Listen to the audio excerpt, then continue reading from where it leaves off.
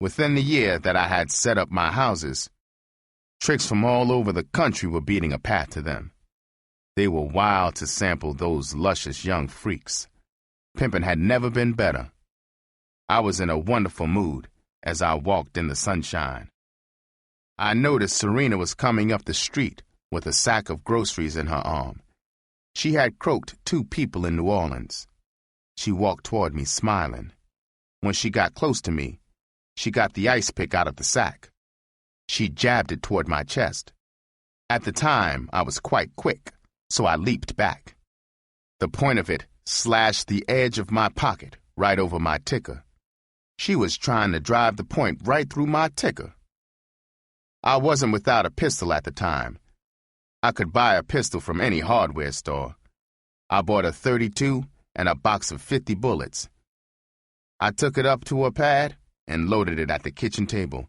She said, "Daddy, what's that for?" I said, "That's to croak any bitch that tries to hurt me." She said, "Oh, Daddy, you know I was just upset. Forget about it." I said, "No, I'm not going to forget about it. I'd kill my own mother if I thought she was going to hurt me." Later that evening, about midnight, the other girls and I were returning from a cabaret. I put the key in the door. I opened it and smelled the heavy odor of taboo, the heavy scent that only Serena used. I hesitated. My eyes became accustomed to the gloom. I saw Serena standing over the counter in the living room with an ice pick in her hand. She had slipped into Rachel's house through an open window basement. I drew my gun. I said, "Serena!" She said, "Yes, motherfucker, I'm killing you and them whores this morning." She started crying. I said, "Serena, don't come by that end table. If you do, I'm going to kill you. You know I always keep my word." She said, "I wouldn't give a motherfuck." She lunged past the end table. I shot her. When I shot her, the only thing that saved her life was the fact that she had a 46-inch bust. The fatty tissue absorbed the bullet at almost point-blank range. When I shot her, blood splattered. I struck her in an artery. It blew all over my face, all over her. Her dress had a ringlet of sparks. I set her on fire. She had elephant toughness. It didn't even knock her down. The bitch grabbed me. She had dropped the ice pick. She grabbed her chest and said, "Daddy, don't kill me." I was tempted. I really intended to kill her. I started to shoot her through the head. I didn't. Don't really know why, except there were witnesses, those 4 whores. She staggered past us, through the door and down the street. We all got into the Fleetwood and raced out of town, leaving everything. I sped toward Mama. I hadn't seen her since that Christmas visit. Her hair was snow white. Jesus, was she excited and happy to see me. I told her what happened. She got a friend to drive her back there. She loaded all the clothing on a trailer. She visited Serena in the hospital. Serena begged my mother to tell me to come back. She wouldn't file charges. It was all her fault, and she loved me. I knew that if I had gone back, Serena would have driven a butcher knife through my heart in my sleep. Chapter 20. Stable Moves. It had been a sucker move to come to Mama. Fortunately, she had moved from over the beauty shop. She now lived in an almost all-white neighborhood. Here I was with 4 idle whores in a closed town where I had fallen 3 times. It was the point of origin for the white slave rap that the copper-hearted runt had crossed me with. There were a couple of sneak $10 houses in town. I stayed inside the house at Mama's. Every joker in town knew me. They all had diarrhea of the mouth. I couldn't put my action in the street in this hot town. They'd had an easy go in Ohio. They were soft. I could put them down only in a town where I had a fix. I knew none of them, if busted, could stand up under the clever grilling of the FBI. I had a 10G bankroll. I was housing and feeding 4 whores in an expensive hotel. I was a pig for banging speedballs. No fresh scratch was coming in. With only a 10G stick, I knew I would soon be in trouble. I had to make a move fast. It was bad for morale of a stable to keep them on their asses. After a week of confinement at Mama's house, I slipped out of town to cop H and C for myself and gangster for the girls. While in the city, I looked up Sweet. I was careful because all the heat in the neighborhood knew me. Sweet insisted I give him all the details of my escape. He shook his skull in awe when he heard them. Miss Peaches had died of old age. His eyes were sad when he told me about it. Glass Top was still out west in Seattle. Patch Eye did a little bookie business for him. Sweet had lost his glory. He looked 100 years old.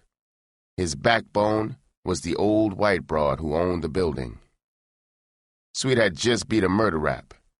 He had killed some pretty jerk from St. Louis who had insulted him in the roost. The poor chump had called Sweet an ugly, gray-ass bastard. Sweet had drawn his pistol on him. He prodded him into an alley.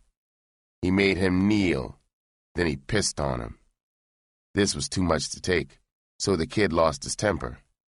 Sweet shot him through the top of the head.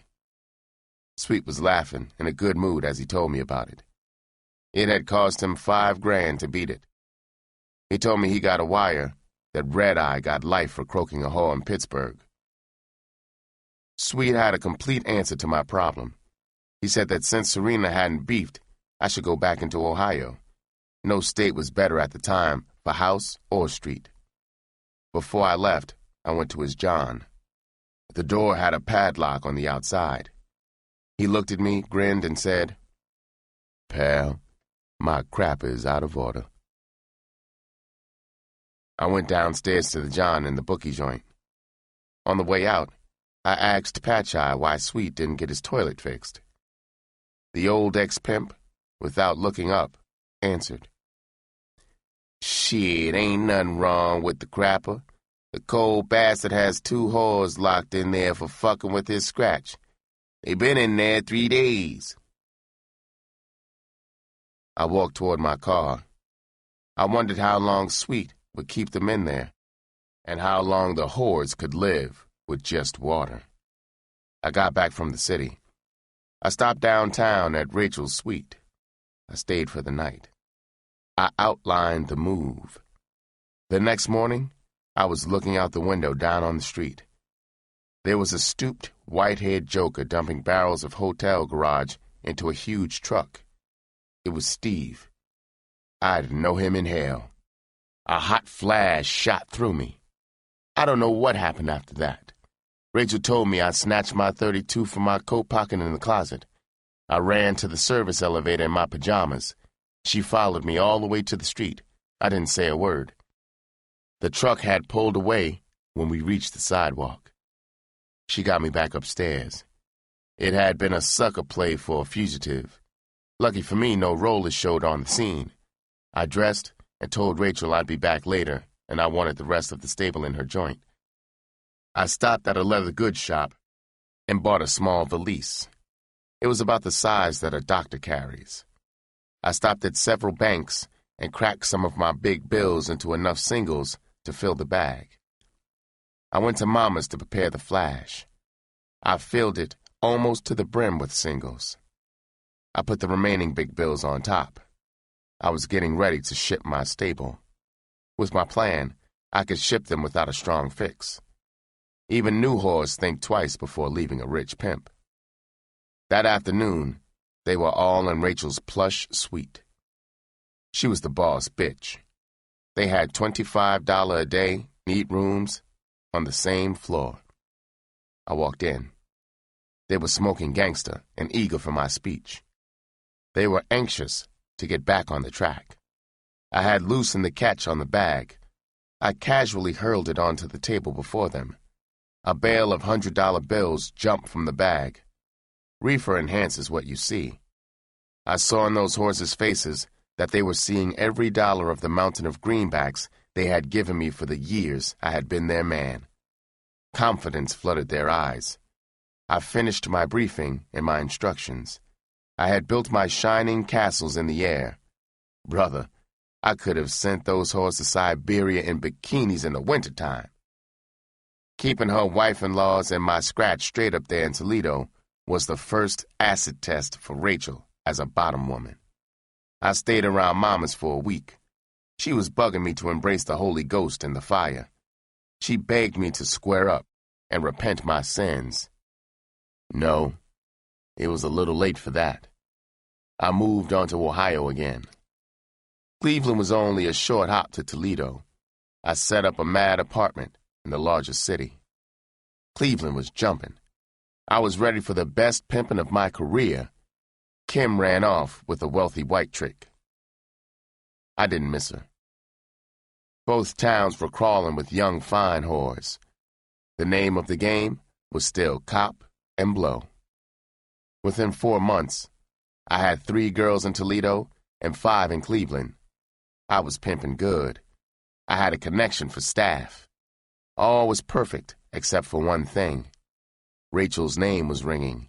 Every pimp con man and rich dope peddler was shooting for her. They offered soft, irresistible propositions. Her head was getting as big as a pumpkin. I didn't want to lose her. I had another more serious reason for wanting to hold her. If I blew her, she might pull a runt on me and go to the FBI. I got it through the wire that a slick con man out of New York was using his beautiful Jasper white girl as bait to cop Rachel. The same wire said that Rachel was getting weak for the broad. I went to Toledo one early morning to Rachel's. Sure enough, there they were, the 3 of them in Rachel's bed. Believe me, they hadn't gotten in there to recite bedtime stories. I was cool, icy as always. I let her con me that it was a party, all business, of course. That wire had described that bastard con player and his freak woman. I was in trouble. If it had been another bitch in the stable except Rachel, it wouldn't have been worth a fleeting thought. I couldn't lose Rachel, my bottom woman, in this shitty fashion to some asshole con player. It could kill my career as a pimp. The news would flash in a dozen states. No, I couldn't afford to lose her. I still had that expensive friend riding with me, that monkey on my back. Swede would have the solution to this tough problem right off the top of his head. Sweet, the week before, had shot himself in the temple. He left a bitter note. Goodbye, Squares. Kiss my pimpin' ass. I felt nothing when I got the wire. I left her apartment and drove out into the country. I spun the wheels in my skull. I got the key to the riddle. It was cruel, but perfect. If it worked, I'd never have to worry that she'd blow or cross me with the FBI. Rachel called me the next day. She told me she had just sent me 3 bills. She got them from the party I had crashed. When she cracked, I knew I had to go through with the cross. The 3 bills she was sending me had to be scratch she had been holding out. That con bastard was too pretty and slick to spend 3 fat ones with a whore. I had to make an honest whore of her from now on. I faked excitement when I told her about a sucker who was visiting Akron. It's a small town 30 miles from Cleveland. I told her I got a wire that the sucker had hit the numbers for 20 G's. He had it all with him in his